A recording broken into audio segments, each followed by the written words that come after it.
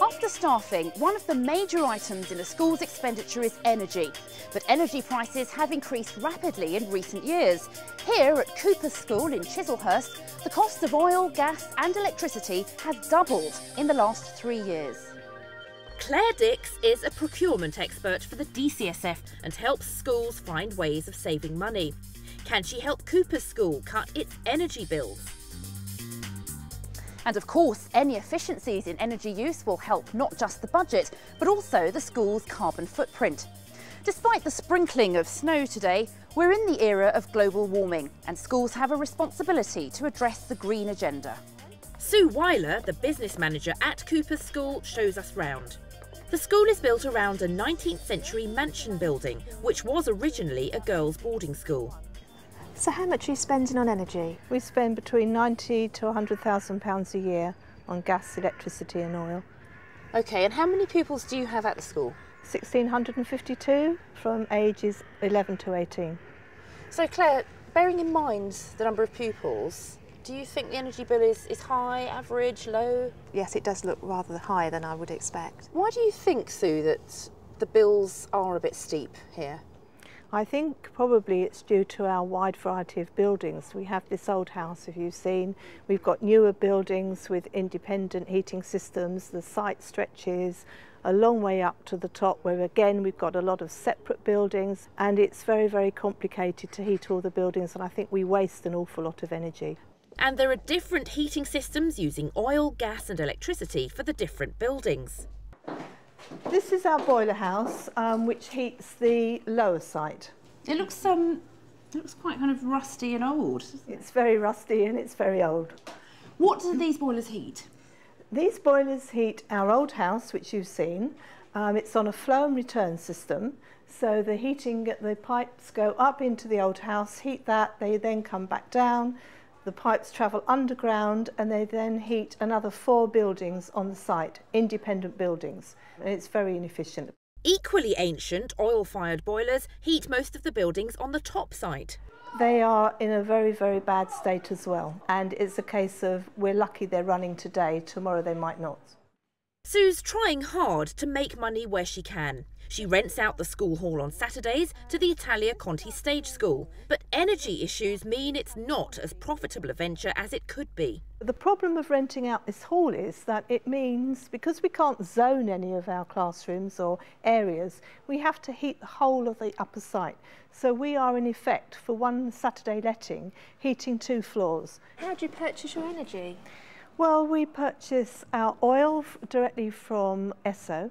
We actually buy our electricity through the local authority, and we purchase gas through an energy supply company. It's a broker in effect. We went to the broker because energy, as you can imagine, these days is a minefield. You never know what the good deal is. So we went to the broker, and the deal is that the saving that we actually make, we split 50-50. And are you pleased that you've signed with a broker? Retrospectively, I'm not too sure I'd do it again, because I always hate having to part with my savings. So although I've saved a certain sum of money, 50% of that saving I've got to pass on to somebody else. So what do you think, Claire? I mean, obviously it is a worry for schools. How do you find the best deal? But would you recommend brokers?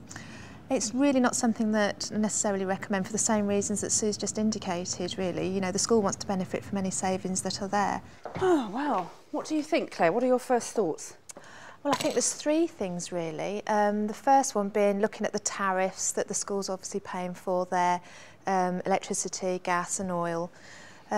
Secondly, we need to look at the boilers, see if there's something we can do there to help them with some guidance in that area. And thirdly, there must be something we can do with regard to using their energy much more efficiently. We've really got our work cut out on this one. But before we get into that, here's our cautionary tale. When a man with a van arrived at a secondary school offering a brand new carpet at a knockdown price with free fitting thrown in, the entrepreneurial bursar thought she could save money and spruce up the staff room in one fell swoop. The carpet was laid and the man with the van took the cash. But the problems soon started. The carpet had been stuck on top of the existing carpet tiles, so the door wouldn't shut properly. And when the cleaners hoovered, the suction proved stronger than the adhesive, and the carpet came away from the floor. The entire carpet had to be thrown away, a new one purchased and properly fitted. If you buy at the door, you get what you pay for. Its inefficient heating systems aside, Cooper's School, like any school, can cut costs and help the environment with a number of energy-saving ideas. So we arranged a visit from Tom Cumberledge of the Carbon Trust. The Carbon Trust works with organisations to help cut energy bills and carbon emissions. Tom, what do you recommend to Sue in an area like this? Well, here we have a really exciting key opportunity. There's plenty of natural daylight coming in, and yet, if you see, we have the lights blaring full blast, so really make sure that you're only lighting the areas that are necessarily to be lit. I think I'd always been under this myth that if you turn lights on and off, you A, can use more energy, and B, you can shorten the length of the starter motor, so you've got added expenditure from a different angle. No? Yeah. Well, that's a prime common myth Okay. with fluorescent lights. Always switch off your lights when it's not necessary, as long as it's safe to do so. And of course, another opportunity is in heating areas like this.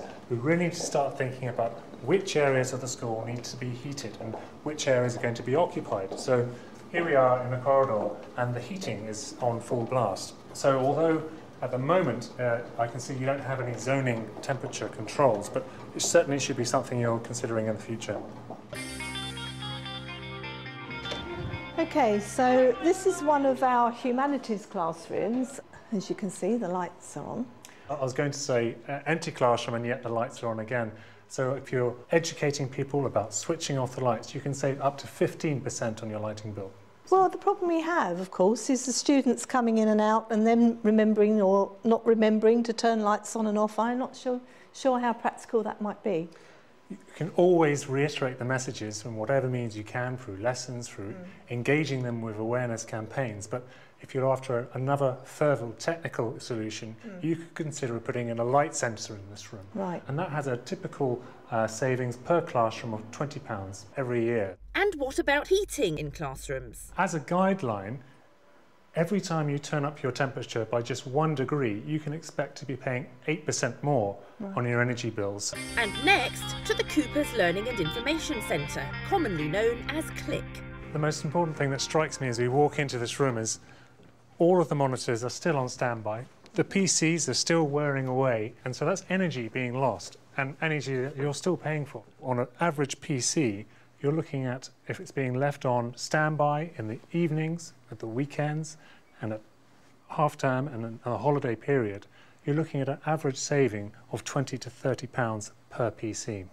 When Claire looked at the Carbon Trust figures, she calculated that implementing their recommendations could save the school 10% on its energy bills. For energy tariffs, Claire researched local consortia prices.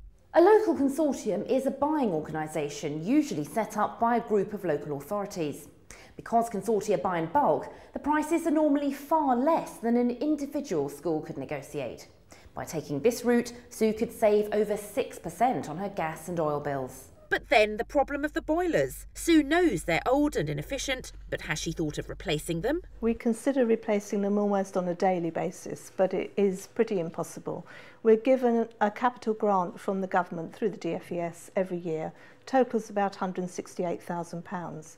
But because of the buildings and the state of our roofs, in the past 2, if not 3, if not 4 years, especially with the old house, we have spent most of that capital grant on refurbishing roofs. We don't have then enough capital grant left for things like boilers. It's worth Sue contacting the local authority to see if it can help with additional funding. If not, Claire thinks she's found a solution which, in the long run, could save a lot of money. Modernising the heating system would also mean that the temperature in each part of the school could be separately controlled. Sue wouldn't have to heat half the site for the Saturday Drama School. Well, before we find out what Sue thinks, here's our top tip. The National Audit Office found that schools can save up to £42 on each transaction when purchasing goods using an e-procurement system.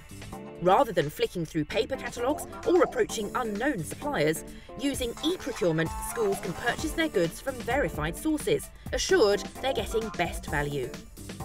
The transactions can then be automatically uploaded to the school's financial management system. For the last 18 months, Stanton St Quintin Primary School in Wiltshire has been using e-procurement for their purchases. Before the e-procurement system arrived here in the school, I think we had a very ad hoc system for purchasing. It was scrappy bits of paper which would arrive on my desk. There was no testing of the market, there was no best value seeking or negotiating on price. It was very time consuming and just inefficient. An additional benefit is that schools can get better prices if they collaborate with other schools on bulk purchases. I purchased a computer system for my admin office. I received a good price using our portal, and 2 other schools came in with me and we were able to get a better price. My original supplier had quoted £1,400 and like for like I negotiated down to £900. Stanton St Quintin School has been using a local e-procurement system, but there are others out there. For details of the rollout of a national e-procurement system, go to the Teachers TV website. We're back at Cooper's School to tell Sue about the savings she can make on her energy costs. So Sue, you've had the Carbon Trust round, picked up some energy saving tips, and they will not only give you green brownie points, but you could save as much as £10,000 if you implement their ideas. So what did you think of what they had to say? I think everything that they brought up is certainly worth a bit of research and having a look to see what we can do. On top of that, Claire's got some good news about the prices you're paying on your oil and gas. I know you're not really being sure about where you can find these deals, but our advice is always to try and look at your buying consortia anyway, because they're in a really strong position. They represent thousands of institutions, so they get much better leverage on these types of contracts. So that's why it's always worth trying them first. Right, okay. And we've talked to your local consortium, and if you were using their contracts for gas and oil, you could save in the region of £5,000 a year. Well, that is good news. Now, if you take on board the energy saving tips that you were given by the Carbon Trust, and also the savings you could make on your utilities, oil and gas, then you stand to save quite an impressive sum of £15,000. Oh wow, that is quite an amazing figure actually for just that, you know, those costs, isn't it really? And of course, you were very concerned on our last visit about the boilers, which are extremely inefficient. Claire, what can you advise? Well, really, we know it's a huge amount for any school to pay for boilers of this nature. So there's a number of ways you can actually finance that. You can actually lease boilers. There are things such as an operational lease or a financial lease. So you would have to clarify which one you could use. And if we identify enough savings, there's enough money there to offset any payments that you might have to make. But it's for the longer term good of the school. I think you're right. It's important that we actually do sit down and formulate this plan and go with it, now that we've identified what we need to do and what we can do.